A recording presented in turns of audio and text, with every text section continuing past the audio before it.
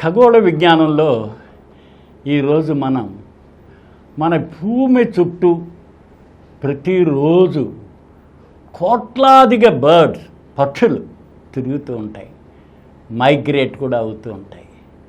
మనం గ్రామాల్లోనూ నగరాల్లోనూ మనం నివసించే పరిసరాల్లోనూ రోజు అనేక పక్షులను చూస్తూ ఉంటాం. అనేక రకాల పక్షులు ఇవన్నీ కూడా మన పర్యావరణంలో భాగం. ఇకలాజికల్ బ్యాలెన్స్లో మనకి చెట్లు, చేమలు, జంతుజాలాలు, పక్షులు, జలచరాలు, దాంతో క్రిమి కీటకాలు, అనేకమైన బ్యాక్టీరియా, వైరస్ ఇవన్నీ కూడా భాగంగానే ఉన్నాయి. ఇవన్నీ కలిపి రీసైక్లింగ్లో కూడా వాటి రోల్ ప్లే చేస్తూ ఉన్నాయన్నమాట. మనం చూసినట్టయితే మన నగరాల్లో లేకపోతే మనం ఉండే ప్రదేశాల్లో, గ్రామాల్లో రోజు కొన్ని వందలు వేల పక్షులు చూస్తుంటాం. కానీ ఏనాడు మనం చనిపోయిన పక్షులను చూడము. ద బర్డ్స్ ఏమైపోతున్నాయి? డెడ్ బర్డ్స్ని చాలా తక్కువ చూస్తూ ఉంటాం. ఎందుకని ఏమైపోతున్నాయి ఇవన్నీ? ఎక్కడ ఎగిరే ఉత్సాహంగా మైగ్రేట్ అవుతూ గుంపులుగా వెళ్ళే పక్షులను చూస్తున్నాం, కేరింతలు కొట్టే పక్షులను చూస్తున్నాం. కానీ అవి ఎందుకు చనిపోయినప్పుడు కనిపించట్లేదు ఎక్కడ అని చూసినట్లయితే పక్షులు దాని తర్వాత బర్డ్స్ అవి సిక్ అయిపోయినట్లయితే లేకపోతే ఇక ఫ్లై అవ్వలేని అనుకున్నప్పుడు అవి వాటంతటికి అవే, అంటే ఇక బాడీ మెయింటెనెన్స్ ఎనర్జీ వాటిల్లో లేకపోయినప్పుడు అవి బుషుల్లోకి వెళ్ళిపోతాయి, లేకపోతే చెట్టు తొర్రల్లోకి వెళ్ళిపోతాయి, లేకపోతే దట్టంగా అల్లుకుని ఉన్న మన కొమ్మల్లో కూడా అవి వెళ్ళిపోయి ఉంటాయి. కారణం ఏంటంటే వాటి నుంచి అవి రక్షించుకోవడానికని. ప్రీడేటర్స్ అంటే మాంసాహారులు, అంటే పక్షుల్ని తినేసే దాంతో స్కావెంజర్స్ అంటాము. మామూలుగా ఈ బర్డ్స్ ఏమవుతాయంటే చాలా లైట్గా, వాటి మాస్ చాలా తక్కువ, వాటి బోన్ కూడా సాఫ్ట్గా ఉండి హాలోగా ఉంటాయి. అది ఎగరడానికి వెయిట్ తక్కువగా ఉండడం, కానీ బర్డ్ వెయిట్ తక్కువగా ఉండడానికి అని చెప్పి అవి చాలా బోన్స్ కూడా చాలా హాలోగా ఉంటాయి. వాటికి ఎప్పుడైతే ఇక ఫ్లై అవి ఎనర్జీ తీసుకోలేని లెవెల్లో ఉంటాయో, రక్షించుకోలేనివి, అవి చనిపోతాయి అన్నమాట. చనిపోయిన క్షణం నుంచే అవి డికే అయిపోవడం మొదలు పెడతాయి, డికంపోజ్. ఫ్యూ అవర్స్ లేకపోతే ఫ్యూ డేస్, 1 or 2 డేస్లో ఇక డెడ్ బర్డ్ అన్నది కనిపించదు. కారణం ఏంటంటే ఈ ప్రీడేటర్స్ ఏవైతే ఉన్నాయో, అంటే మాంసాహారులు, దాంతో కుక్కలు, పిల్లులు, ఫాక్స్, ఇక రకరకాల జంతువులు ఇవన్నీ ఉన్నాయి కదా, అవి పూర్తిగా బర్డ్స్ని తినేస్తాయి అన్నమాట. అందుకని స్కావెంజింగ్ వర్క్ అన్నది బర్డ్ చనిపోయిన క్షణం నుంచే ప్రారంభమవుతుంది. అలాగే వాటి యాంట్స్ లేకపోతే వాటిలో ఏవైతే ఉంది బ్యాక్టీరియా చాలా క్విక్గా, ఎందుకంటే వాటి మాస్ చాలా ఇదిగా ఉంటుంది, స్మూత్గా ఉంటుంది, బ్రిట్గా ఉంటుంది కాబట్టి అన్నిటిని అవి పూర్తిగా తినేస్తాయి అన్నమాట. అందుకని మనకి బర్డ్స్ అనేది మనకి కనిపించదు.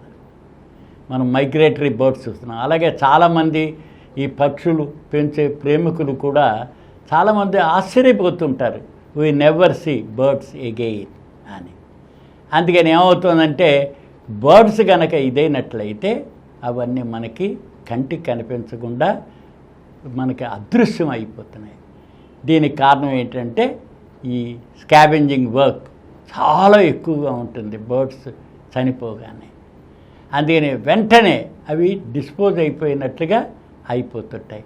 ఈ ఉద్దేశంతో మనం పక్షుల్ని ఎప్పుడూ మనం చూడలేకుండా ఉన్నాం. రెండోది, ఫ్లైట్లో ఉన్న బర్డ్స్ కూడా అవి ఎగురుతుంటే ఎప్పుడు పడిపోవు. ఏమో మన విమానాలు లాంటివి ఏమైనా కూలిపోతాయేమో, కానీ బర్డ్స్ మాత్రం ఎప్పుడు కూలిపోవు.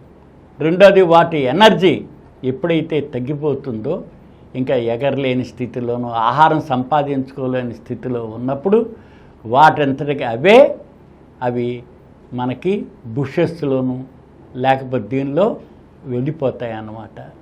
రకరకాలుగా డిస్పోజ్ అయిపోతాయి.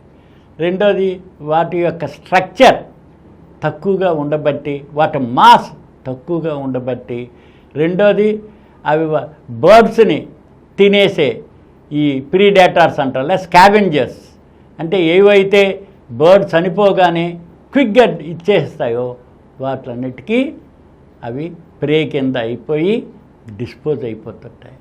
అని ఈ రకంగా మనం పక్షుల్ని మనం చూడలేకున్నాం. మనకు ఆశ్చర్యం వేస్తుంది, నిజమే కదా. మిగతావనికి ఎక్కడైనా ఉంటే కొద్దిగా ఈకలు ఇలాంటివి కనిపించవచ్చు, కానీ బర్డ్ యొక్క మొత్తం భాగం ఎక్కడా కనిపించదు. ఆ ఈకలు కూడా మళ్ళీ కొన్ని అదర్ బర్డ్స్ ఏమైనా నెస్ట్లు కట్టుకోవడానికని అవి తీసుకెళ్ళిపోవచ్చు అన్నమాట. దాంతో అవి కూడా ఆర్గానిక్ మెటీరియలే కాబట్టి నెమ్మదిగా భూమిలో వాటిలో డికంపోజ్ అయిపోతాయి. డికంపోజ్ అయిపోయి మళ్ళీ ఎరువుల కింద మారిపోతూ ఉంటాయి అన్నమాట. ఈ రకంగా మనం బర్డ్స్ గురించి ఆలోచించినప్పుడు అవి కంటికి కనిపించకుండా మనకి ఇలా ప్రపంచవ్యాప్తంగా చూసినట్లయితే కోట్లాది బర్డ్స్ ఎవ్రీడే అవి చనిపోతూనే ఉన్నాయి.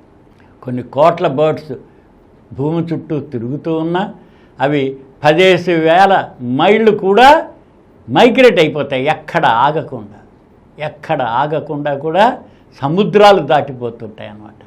అట్లాంటిక్ సముద్రాన్ని కూడా దాటి వెళ్ళిపోతాయి, పసిఫిక్ ఓషన్ కూడా దాటి వెళ్ళిపోతుంటాయి. మధ్యలో మనకి ఈ ఐలాండ్స్ కానీ ఏమైనా ఉంటే వాటిల్లో, కానీ అవి ఫ్లైట్లోనే ఆహారం కూడా ఎలా అంటే అవి ఎగురుతున్నప్పుడు మధ్యలో కనుక ఏదైనా చిన్న ఈ క్రిమి కీటకాలు లాంటివి వాటిలో వచ్చినట్లయితే వాటిలన్నింటినీ కూడా అవి ఆహారంగా తీసుకుంటూ ఉంటాయి. రెండోది బర్డ్స్ ప్రిపేర్ అయిపోతుంటాయి. మనం చూడండి మైగ్రేటరీ బర్డ్స్ చూస్తుంటాం, వర్షాకాలం వస్తాయి లేకపోతే ఎండాకాలం ఇది, వాటి సీజన్స్ దీన్ని బట్టి కూడా తెలుస్తూ ఉంటాయి. తెలుసుండి అవి ఫ్లై అయి వెళ్ళిపోతూ ఉంటాయి అన్నమాట. అందుకని కొన్ని బర్డ్స్ విమానాలు లాగే హై స్పీడ్లో వెళ్ళిపోతుంటాయి, 200, 300, 500 మైళ్ళ వేగంతో కూడా వెళ్ళిపోతాయి. మీరు బర్డ్ ఆకాశంలో చూస్తుండగా ఈ ఎండ్ నుంచి ఆ ఎండ్కి కనిపిస్తుంటాయి. అందుకని అవి కాళ్ళతో ఒక్కసారి పైకి లేచి మళ్ళీ కాళ్ళు ముడుచుకుంటాయి. చూడండి విమానంలో మన చక్రాలు ఎలా అయితే ముడుచుకుంటుంటాయో అలాగే బర్డ్స్ కూడా వాటిని చూసే మనం తయారు చేసాం. చాలా వరకు తూనిటీగలు ఇలాంటివన్నీ చూసి మన విమానాలను కూడా అప్డేట్ చేసుకుంటున్నాం మనం. ఈ బర్డ్స్ని వాటిని ఆ ఫ్లైట్ ఎలా వెళుతుంది, ఒక తన్ని ఎగిరిపోతూ ఉంటుంది. సాధారణంగా యావరేజ్ బర్డ్స్ అన్నీ కూడా 60-70 కిలోమీటర్ల వేగంతో వెళుతుంటాయి. కొన్ని బర్డ్స్ అయితే 200-300 మైళ్ళ వేగంతో కూడా ప్రయాణం చేస్తూ ఉంటాయి అన్నమాట. దాంతో ఆగకుండా కూడా మన భూమి చుట్టూ తిరిగి రాగలిగే కెపాసిటీ బర్డ్స్కి ఉంది. అందుకని బర్డ్స్ మనం చనిపోవడం అన్నది సాధారణంగా మనం చూడడం, అవన్నీ కూడా సెల్ఫ్గా అవే మనకి కనిపించకుండా వెళ్ళిపోయి తొర్రల్లోనూ లేకపోతే బుషుల్లోనూ లేకపోతే దట్టమైన చెట్ల యొక్క ఆకులు కొమ్మలు మధ్య అవి దానిలో వాటి యొక్క చివరాంకము ఏదైతే పక్షులకు ఉంటుందో అవి అక్కడ గడిపేస్తాయి. ఈ కార్యక్రమం మీకు ఎంతో నచ్చింది కదా.